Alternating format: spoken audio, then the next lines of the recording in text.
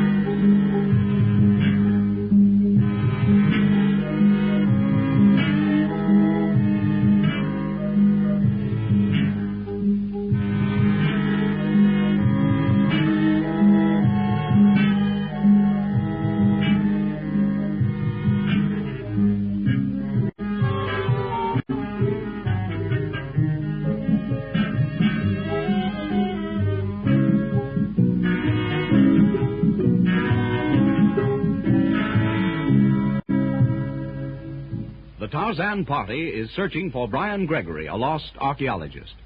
Atan Tom and Lal Task, who believe Tarzan to be Brian Gregory, are following. During Darno's recital of Tarzan's past, the expedition is endangered by stampeding elephants. Tarzan leads the elephants away from the encampment and returns riding the leader of the herd. After the other members of the party have gone to bed, Wolf apparently convinces Magra that she must steal the map of Asher from Helen Gregory. Magra consents and cautiously enters Helen's tent. Helen. What? Oh, why? Why, Magra. Why, what's the matter? Keep your voice low and listen. You have a map. What's that? How do you know? Wait, please. You have a map which shows the city of Asher. You must not keep that paper with you or in your tent. Why, what do you know of the map? Who told you? Never mind who. It is enough that I know of it. And if I know, there may be others who know. You must give this map to Tarzan if you wish to preserve it. And keep yourself out of danger. What? Myself out of danger? Oh, why, who would want to harm me out here in the jungle? Please, Helen, do as I say. But suppose I gave this map to Tarzan.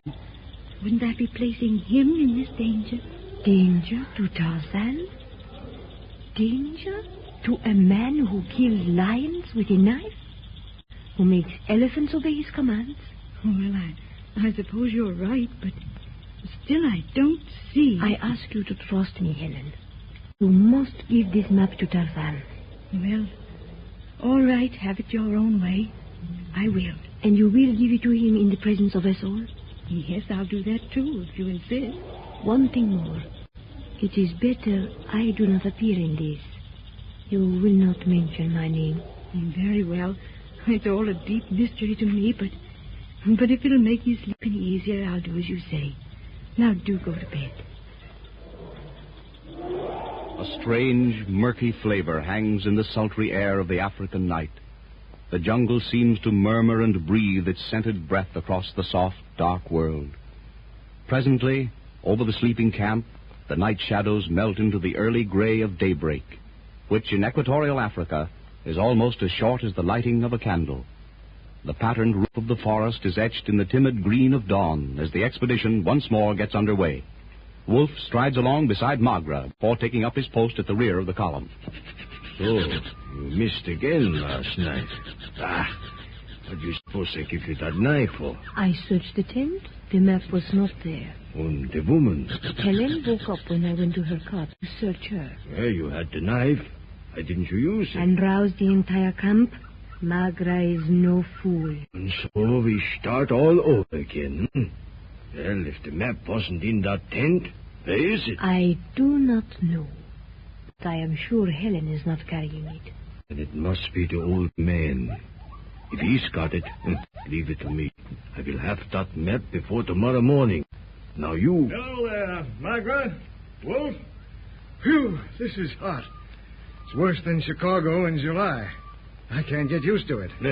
That's not all you will have to get used to in the jungle, Mr. Gregory. Yes, I admit this is all new to me, but I'm willing to learn. You will.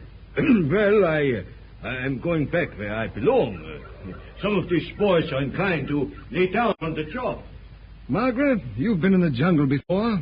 Is it always necessary to break trail like this? It slows us up terribly. That depends on the region one is in.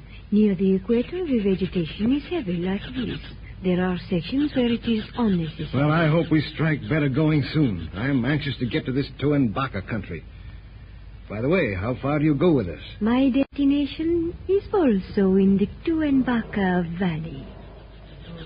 In the rear of the column, Wolf barks guttural commands at the sweating bearers.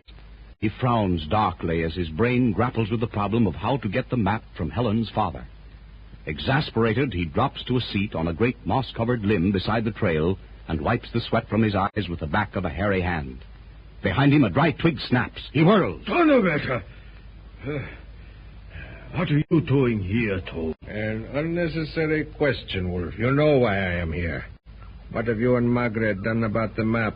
Well, Margaret searched the girl's tent last night, but no luck. And you? Nothing. They watched me like a hawk.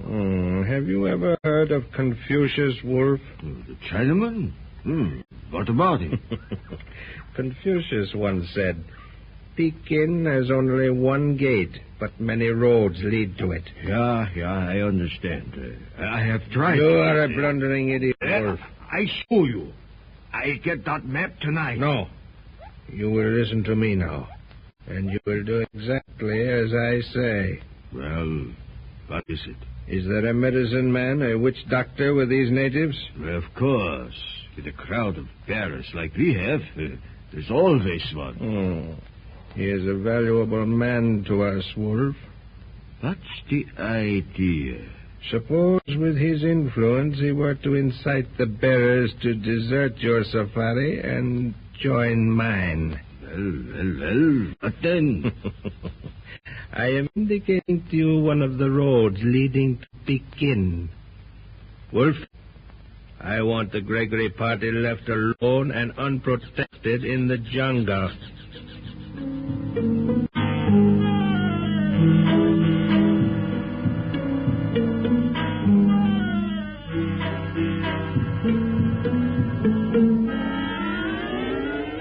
This river we're coming to, Tarzan, do we cross? Tomorrow, yes.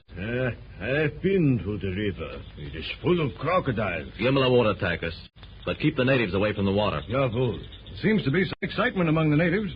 I hope we're not going to have another such experience as we had our first night out. No, they're probably getting ready to hold a ceremony in honor of the river god. It's the usual thing. Yeah, that's nothing on a long safari. What kind of ceremony, Wolf? Oh, just what their heathen mumbo-chumbos. It's supposed to drive the crocodiles away. I have seen it often, Mr. Gregory. It is interesting. Another beautiful jungle night. After a square meal like that, anything looks beautiful. Yes, even the boys. But look at them. What are they doing around the big fire? They seem to be putting on some sort of ceremonial garb. Look at that old fellow wearing the horn headdress and prancing around like an Apache chief. That is the witch doctor, Monsieur Gregory. He has more influence with the natives of his tribe than even their head chief. Oh, yes, I know. Among our Indians at home, the medicine man is a very important person. In the jungle, the witch doctor is a sub-chief, but as Darno says, his influence is great.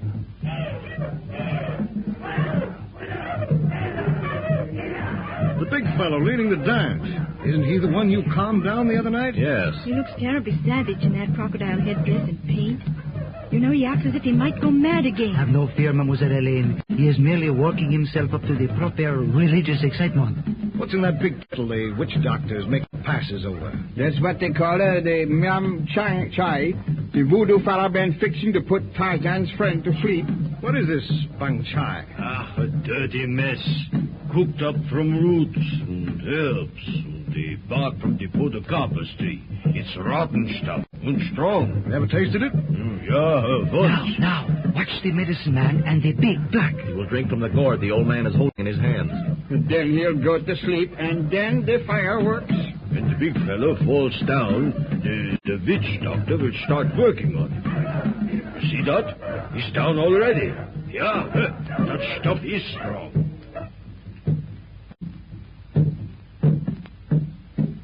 Those drums, oh, so weird. They make my blood run cold.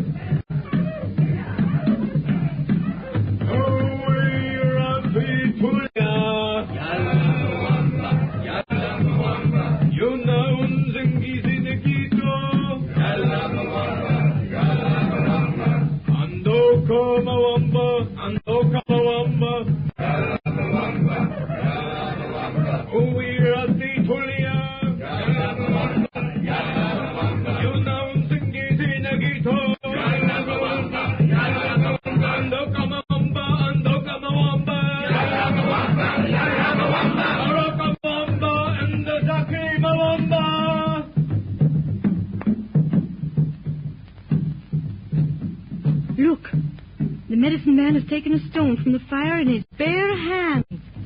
Why, he's putting it on the big fellow's chest. He doesn't even seem to feel it. He does not feel it, Mr. Gregory. Baka, that's it. What, Wolf? I'm going to get some of that stuff from the witch doctor. Give it to the old man. The rest will be easy. Hey, if this voodoo business been supposed to keep crocodiles away, it ain't much good tonight. Look, they're crawling out of the water. The crocodile, in spite of their monkey business. A big fella, too.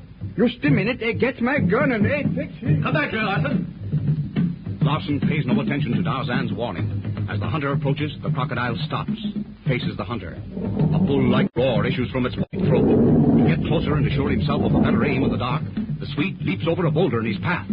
Lighting, he slips and falls. The rifle flies from his hands. Head strikes the stone. Dazed, he slumps to the ground. With a rush, the great saurian's saw-toothed jaws open and slavering, closes in on its helpless victim. In one lightning-like movement, Tarzan leaps to his feet and hurls himself to the attack.